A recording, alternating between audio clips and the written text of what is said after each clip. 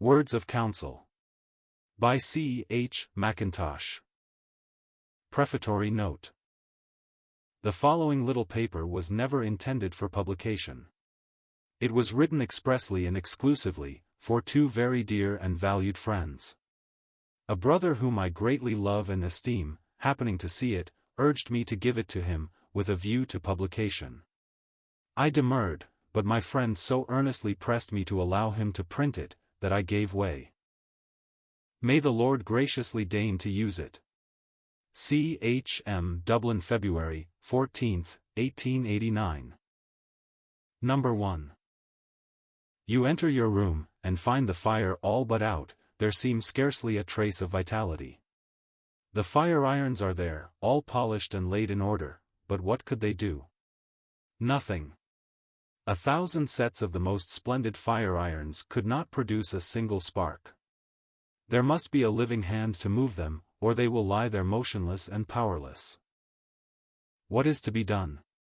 You seize the poker, rake out the ashes, and introduce a current of air, then you stir up the almost dead lumps of coal, and, in a few moments, you have a brilliant and beautiful fire. Who thinks of praising the poker? Who would say, "Dear, what a marvelous poker"?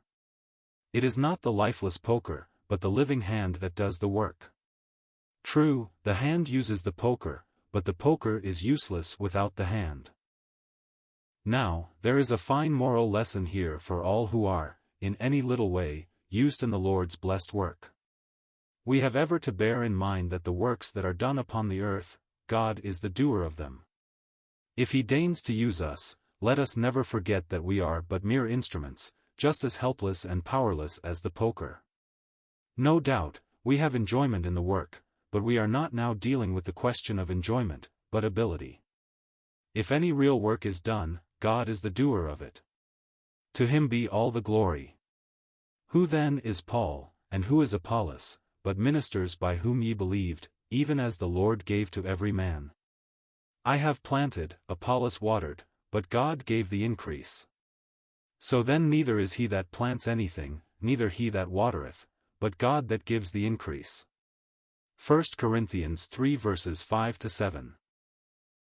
It is a very serious thing to attach undue importance or give an undue place to men, how much soever they may be used in the Lord's work. We have seen the work marred and workmen morally ruined by this very thing. It is a fatal mistake. Men are taken out of the place in which God has put them, they are lauded, lionized, and gazed at as a sort of phenomenon, their lives are written and published before their death. In this way, they are lifted into an entirely false position, like a person walking on stilts, and then some terrible fall comes, to bring them to their senses, and recall them to their true place. The Lord's servants should carefully guard against this terrible evil. See how the blessed Master ever retired from human applause and human excitement. When men wondered at his teaching, he said, "My doctrine is not mine, but His that sent me." When they would come and take him by force and make him a king, he retired into a mountain to pray. When they wanted him to show himself to the world, he said, "My time is not yet come." We ever find him hiding himself, blessed for ever be his precious, peerless name, to drink more into his spirit, and walk in his footsteps. To be well content to be a nothing and a nobody, so that Christ may be magnified. May God grant us this immense favor. Number 2. I remember coming into my room, one day, and seeing the fire very low, indeed, nearly out. On examining it more closely, I observed about half a dozen of dying embers scattered all over the bottom of the grate, quite too far apart to help one another, each fast fading away for want of a little help. What was to be done? To throw in a lot of fresh material would simply be to put the whole thing hopelessly out. The embers could not help the coals, and the coals could only quash the embers. At once, I hit upon a very simple plan. I gently gathered the scattered embers close together, and the little bit of life in each soon made a good bit of life in all, and the little company of dying embers became quite a nice little collective fire, capable of acting on some fresh material. Here, thought I, is a fine lesson for me. If I come to a place and find the Lord's beloved people in a very low, feeble, dying state, I must just seek to get them together for mutual help and blessing, in order that they may be in a condition to act on others outside.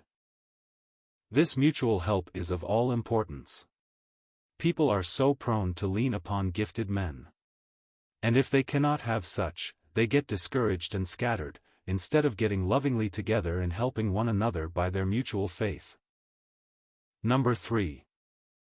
On another occasion, the housemaid was called to attend to the fire in the sitting room. She found it just as I had found mine, but she adopted a different mode of treatment. Instead of collecting the few dying embers together, she flung in a huge block of coal, and completely quashed the dying embers. In a few moments all was black and cold. The block could not help the embers, and the embers could not help the block. It was a complete failure. The block of coal was very good, but it was out of place. The embers were not in a condition to profit by it. Now, I learned a lesson from this. I said, that block is like a big brother coming into a feeble little meeting, and, instead of seeking to strengthen and develop the little modicum of life in the feeble few, he takes the place of a factotum, and sets them entirely aside. This must be carefully avoided. Let every servant of the Lord watch and pray, and live against this evil, and not suffer the big brother, or the minister, to be put upon him. How beautiful are the words of the inspired apostle, in his epistle to the Romans. I long to see you, that I may impart to you some spiritual gift, to the end ye may be established, that is, that I may be comforted together with you by the mutual faith both of you and me. Romans 1 verses 11 to 12. This is uncommonly fine, the very opposite of the big brother principle. Only think of this blessed servant of Christ, the greatest teacher the church has ever had, longing to be comforted by the faith of the very feeblest saint in the assembly.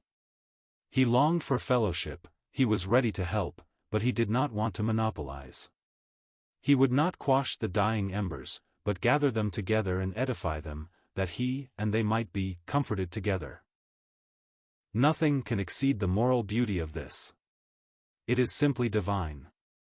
May we all learn from it. Assuredly we all need it. There is danger on both sides. Some are in danger of taking too much upon them, others of taking too little. May we all be in such a condition of soul, such an attitude of heart as will fit us for any little work in which our gracious Lord may be pleased to use us, not seeking a place for ourselves, but lovingly serving all. The Lord, in his great mercy, grant that thus it may be, with all his beloved people.